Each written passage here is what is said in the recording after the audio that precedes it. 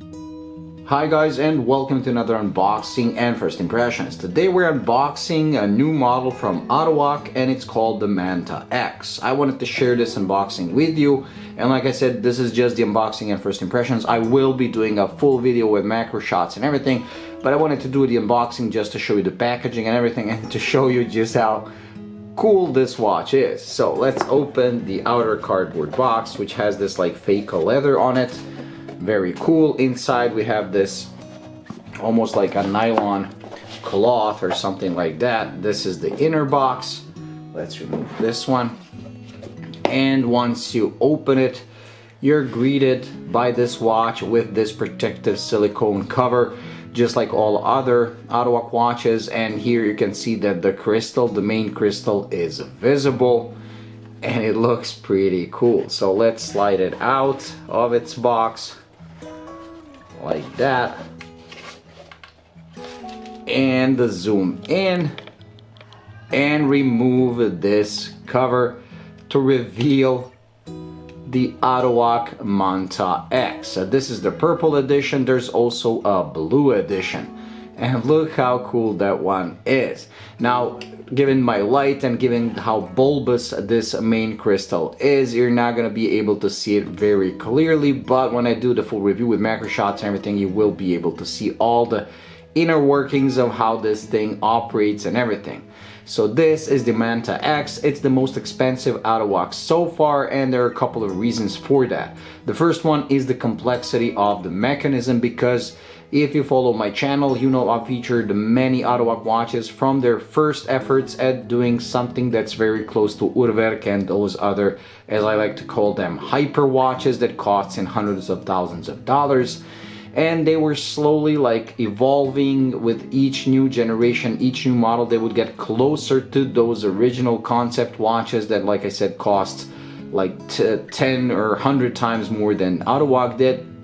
And whenever ATOWAK would move the boundaries, ATOWAK, another brand that I also feature on my channel quite a lot, usually follows up with a more wearable version of the complication that ATOWAK did for a slightly lower price.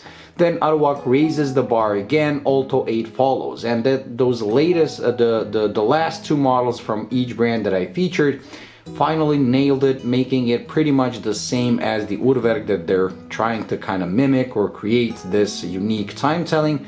And now, as expected, ATOWAK has made the first move to move away from that and create something completely original. So this one uses the same wandering hour complication as all their models before them, but usually they would feature either a three-pointed prong with 4 sides for each one of these prisms, all the way to like 4 prongs and 3-sided prisms. With this, as you can see, this one only has 2, so you have 2 main how do you say it, main 2 pointers. And since you have to feature 12 hours, that means that these prongs are now hexagons, so they have 6 sides each, because 6 times 2 is 12.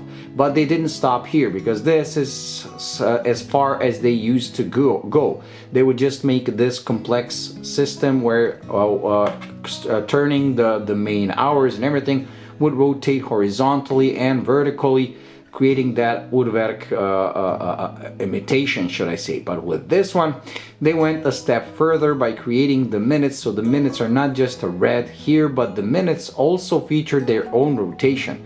And I'm just gonna show you in a second just how that looks. But as you can see here, you have the hours. The hours are tracking the minutes along this side, and all the minutes are hidden except the ones that you're currently reading. So if we start rotating, as you can see, let me just try to zoom in slightly more. So as you can see, 12:25. Okay, as you can see, look, 45, 50, 55, and there's 60, and here you go to 0.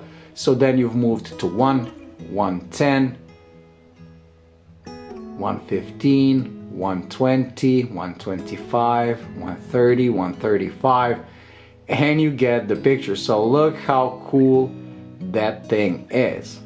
I mean, it's simply amazing. The level of complexity, like I said, is one of the reasons why this is one of the most expensive ATOWAK watches so far, priced at $3,800, and they're only available as a pre-order phase. So meaning that you go to their webpage, you order one, you pay the deposit, and they make one for you because of how complex it is. The other reason why it's so expensive is because they moved away from Miyota that they used to modify on all their watches, and now they went with a Swiss-made Sellita SW200 that's been, like I said, extensively modified by adding this module on top of it.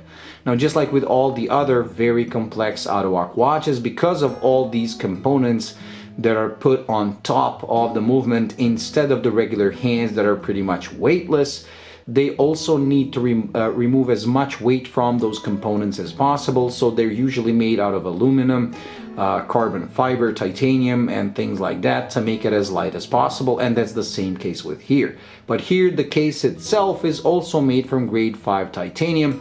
And this is incredibly light for a massive watch that this is, featuring a mechanical movement.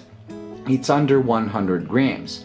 I also do like the dimensions. I mean, it is bulky, it is big, but it's, I believe, like 40 something, like 42 or 44 by 49 point something. So it's under 50 lug to lug, which means that it should look okay even on my small 6.5 inch wrist, which is what we're gonna do right now. So I'm gonna try to put it on my wrist and see, and see how it wears.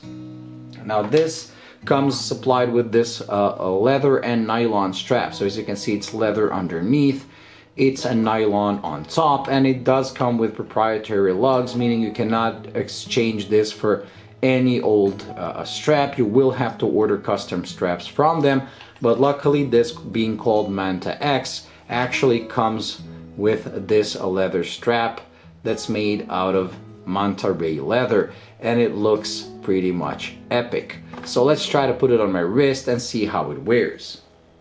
And here it is on my 6.5 inch wrist. It actually looks okay. It doesn't overhang anywhere, and truth be told, this is a very light watch, and due to the shape, it's actually surprisingly comfortable.